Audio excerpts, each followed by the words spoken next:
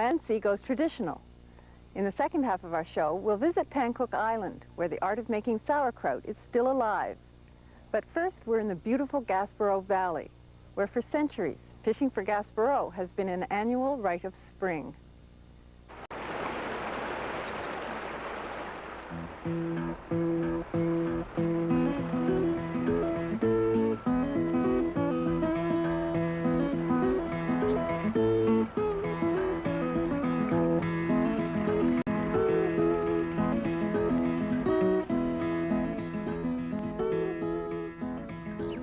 This is the Gaspereau Valley, about 100 kilometers west of Halifax.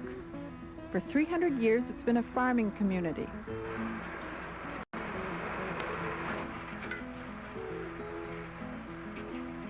It's spring, and at the mouth of the river, the fish are waiting for the water to warm up. It's time for the annual run-up river to spawn. They're called Gaspereau, a type of herring. They live in the ocean, spawn in lakes. When the run starts about the 1st of May, the farmers drop everything to go fishing.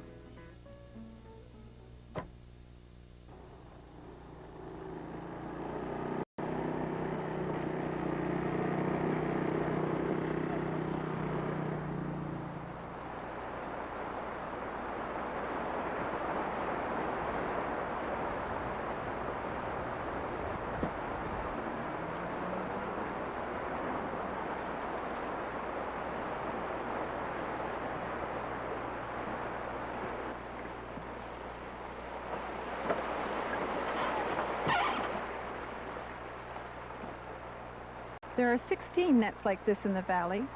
Darren Davidson's is the last one up the river. For the rest of the year, Darren works the family dairy farm with his father and brother, but he spends most of May down on the river.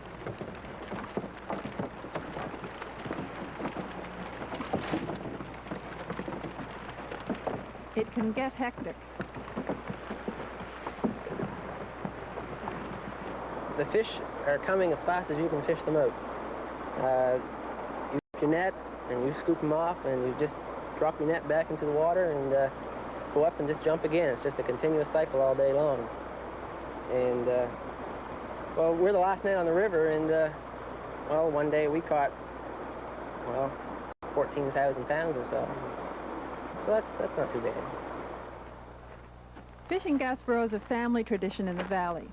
Darren's mother, Hulda, sneaks away from her chores to come down and lend a hand. You don't have to jump on the pole now, are you? There's some coming on. Okay. I can hardly wait for spring to come to know that the fish are coming up that river. And I think the whole valley feels the same way. They're well alive.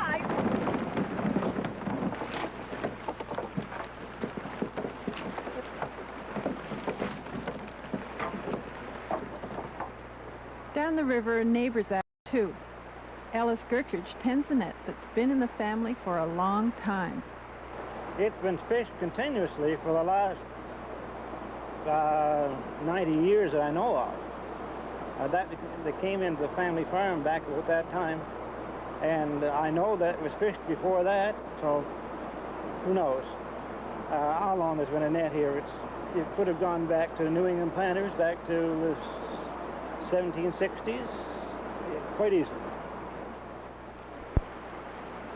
What we're looking at here now is the approaches to our square net, and the effort is to, when we're constructing these nets, is to make it appear as though the water isn't being a trap. The rocks are put partway across to guide the fish into the net. If more fish goes by than what we catch, by a whole lot. But Darren is ready for the ones that get by Ellis's net.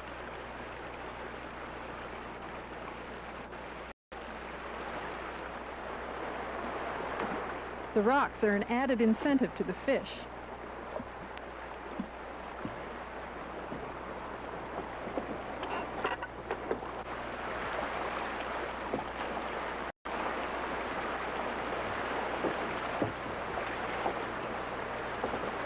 They don't run hard all the time. When the run slows down, it's time to take a break. and catch up on some farm chores.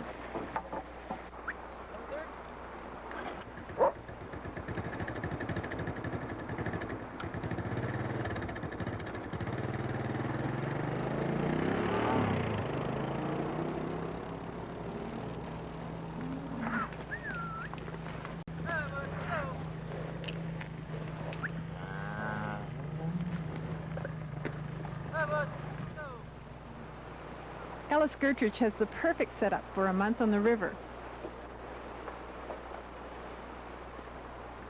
His fish shed is right there, and out back is his garden. Everybody likes to go fishing, and I love to go fishing too, but I can do my fishing here and still do my work. I've got a garden here. I can till my garden and catch fish. I can maybe get some early peas planted, and then I can hoe my peas and catch fish.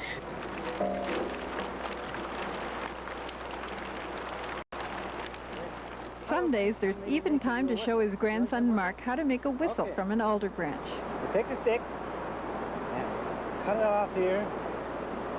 You get a nice little spot on it. You know what the big problem is now? You make a hole. No, not yet.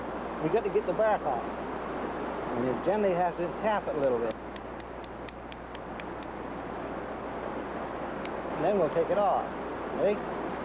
But we'll put it back on again, so now it's sure to get off. And we'll make a little hole in here. Can you make one? Like this. And then we'll take it back off. Save that. Mark, gonna be able to make your own tomorrow? Yes, I think I can. You think you can? Yes. Don't cut your fingers. No.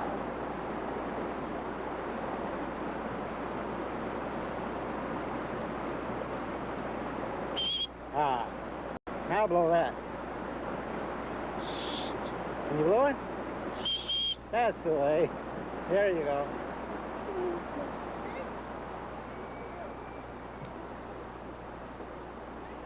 How long have you been fishing this river? Since I was going to school and heavy enough to high state now, I guess.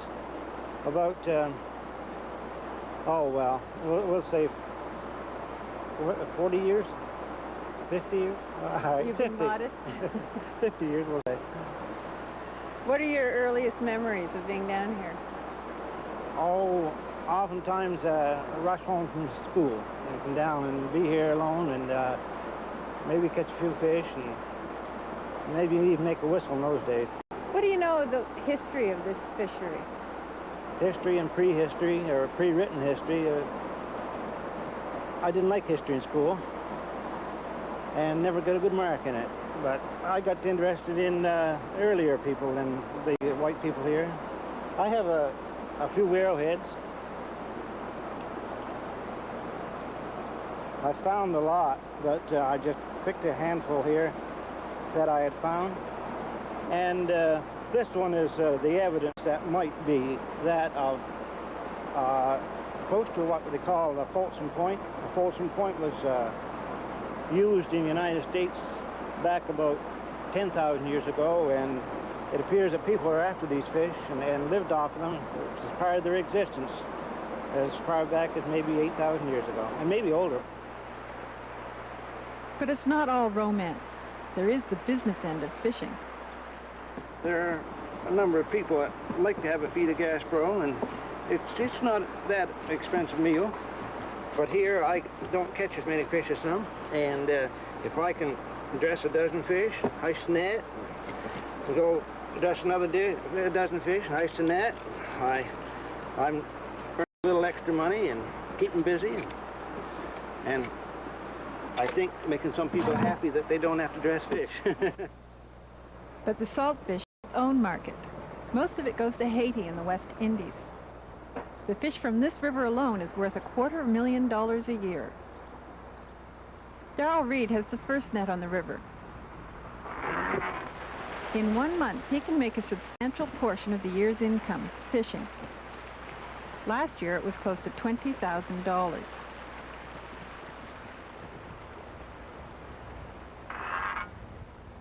and the buyer comes right to the door.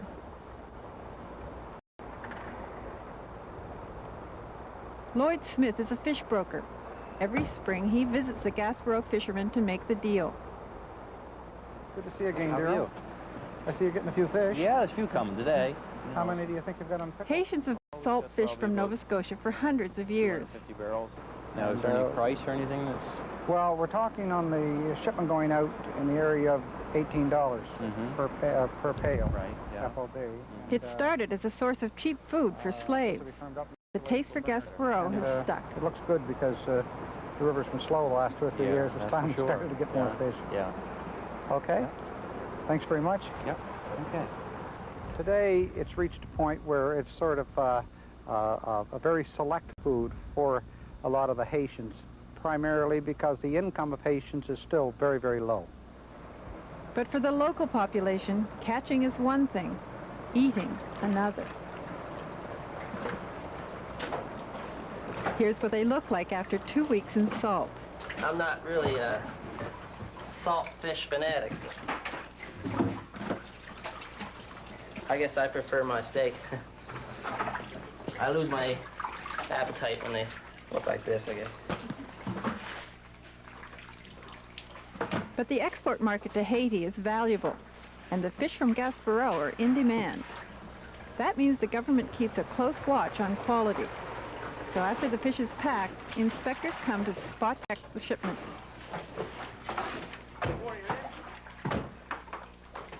How's she going, guys? How are you today? Not too bad. Okay. Yep, all kinds of them. Hope you brought your lunch today.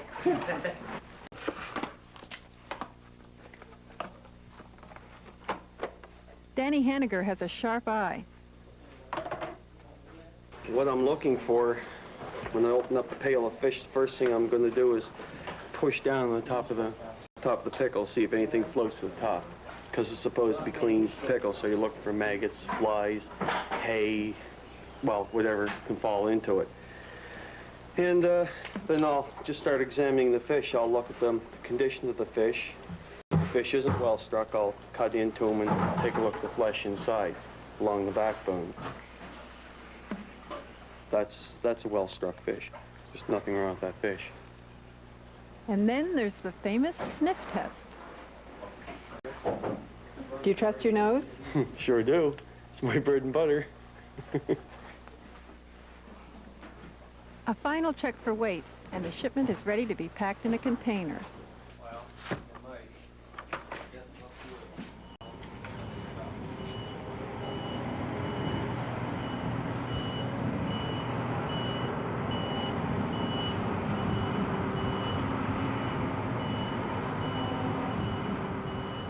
Destination Haiti. It's a world away from springtime on the Gaspereau.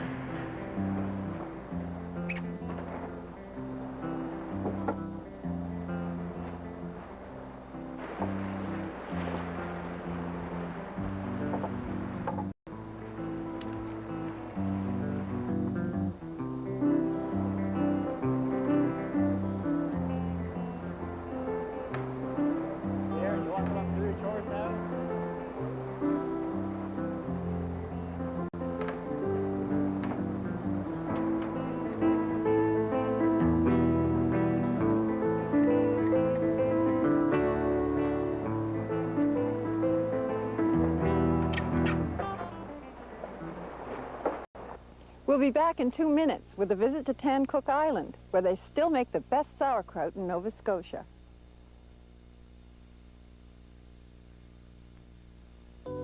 Everyone asks, Corinthian leather? Of course, why not the best? It's the same with our new Chrysler New Yorker. It gives you everything. Fuel-injected V6, anti-lock brakes,